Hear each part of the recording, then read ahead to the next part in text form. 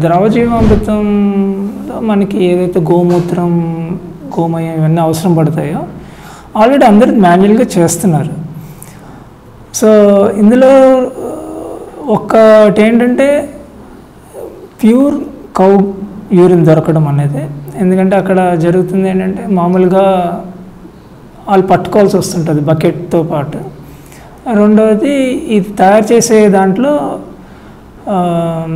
మాన్యువల్గా అది మొత్తం తయారవడానికి ఒక్కొక్కరిది ఒక్కొక్క రకంగా ఉంటుంది. 3 నుంచి 4 రోజులు అంటారు, 4 నుంచి 5 రోజులు, what ever period of time. పొద్దున ఒకసారి, మధ్యాహ్నం ఒకసారి, సాయంత్రం ఒకసారి కలపాలి. 2 నిమిషాలు 3 నిమిషాలు ఇలాగన్నా ఉంటుంది, అలా కలుపుతుండాలి. అది అంటే అందరూ ఫిక్స్ చేసిన ఇది దాంట్లో ఎక్స్పీరియన్స్ ఉన్న వాళ్ళని సెట్ చేసిన దాని ప్రకారం.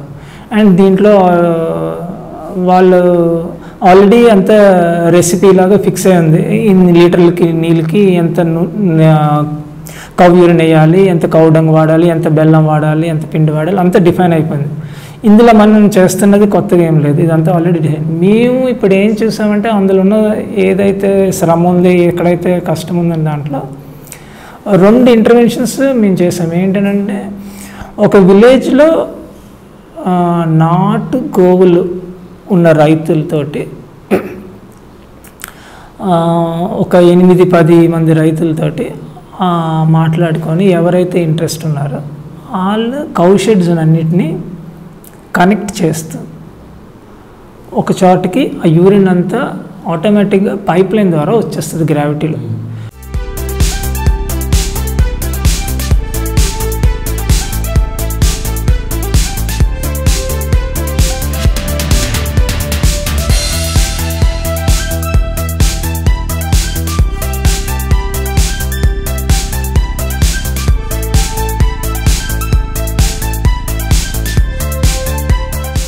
సో అవంతా ముందు ఎవరెవరైతే ఒప్పుకుంటున్నారో అదంతా మేము మ్యాప్ చేసుకొని గూగుల్ మ్యాప్స్లో ఆ పైప్ లైన్ ఎట్లాగా రోడ్ పక్క నుంచి ఎలా రావాలి, వాళ్ళు ఒక జాగా ఇస్తే ఆ జాగా దగ్గరికి ఒక సంప్లోకి వచ్చే విధంగా చేస్తాం అన్నమాట. మధ్యలో 2 ఫిల్టర్స్ లెవెల్స్లో ఉంటాయి.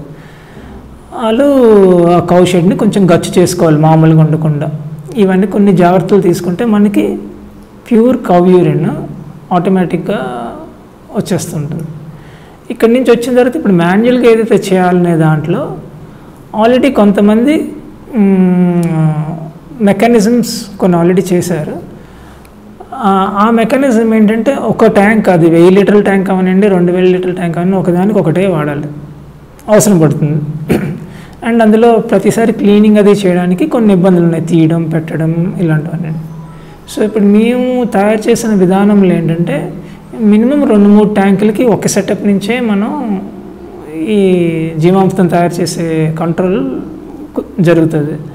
సో ప్రతి 6 గంటలకి మాకు 5 నిమిషాలు తిరగాలి అని అంటే మీ అంతా ఆటోమేటిక్గా కంట్రోల్గా మనం సెట్ చేసుకోవచ్చు, ఎంత టైము తర్వాత ఎన్ని నిమిషాలు తిరగాలి.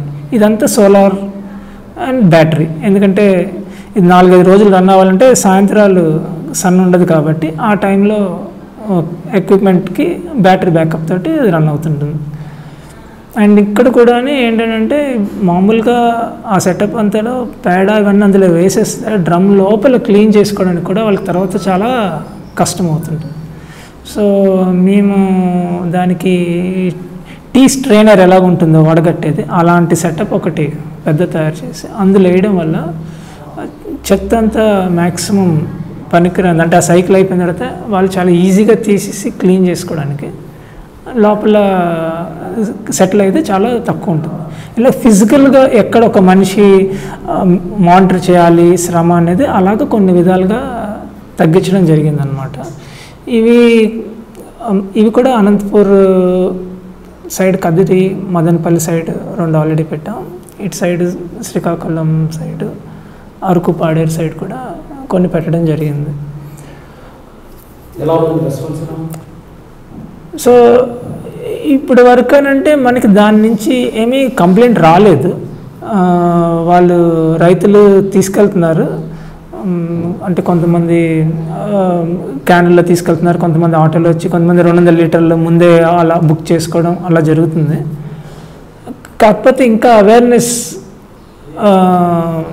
పెరగాలి, అప్పుడు ఇది సక్సెస్ఫుల్గా రన్ అవుతుంది. లేకపోతే మనం దీనికి కూడా ఒక వారం 10 రోజుల తర్వాతన మళ్ళీ దీన్ని పవర్ ఉండదు అనేసి మామూలుగా అంటే జీవామృతం మనం అప్లై చేయడం వల్ల వచ్చే బెనిఫిట్ అది వారం 10 రోజులే ఉంటుంది. దాని తర్వాత మళ్ళీ నీళ్ళతోటి సమానం అనే టైప్లో కూడా ఇవన్నీ నార్మల్గా ఉన్న ప్రాక్టీసెస్ మనం ఏం చేయలేం. సో అందుకని ఏంటంటే ఈ సైకిల్ వేసిన తర్వాతన ఆ వారం రోజుల్లో అది అమ్మకం అవ్వకపోతే మళ్ళీ అది ఆ రైతు ఎవరైతే చేస్తున్నారో వాళ్ళకి నష్టం. సో ఒక రైతులు ఇది ఎక్కడైతే యూనిట్ పెట్టామో చుట్టుపక్కల వాళ్ళందరికీ అవగాహన వచ్చి వాళ్ళందరూ దీని నుంచి తీసుకొని వెళ్తే రెగ్యులర్గానే వాళ్ళకి బెనిఫిట్ ఉంటుంది. ఈ యూనిట్ ఎవరైతే పెట్టుకుంటున్నారో ఇది కూడా ఎంటర్ప్రినర్ బేసిస్లోనే చేస్తున్నారు. సో ఇప్పుడు యూరిన్ ఎవరైతే ఇస్తున్నారో రైతులకి వాళ్ళకి వీళ్ళేమో కొంత జీవామృతం ఎక్స్చేంజ్ కింద ఇస్తున్నారు. ఇలా ఒక్కొక్కరు ఒక్కొక్క రకంగా డివైస్ చేసుకుంటున్నారు.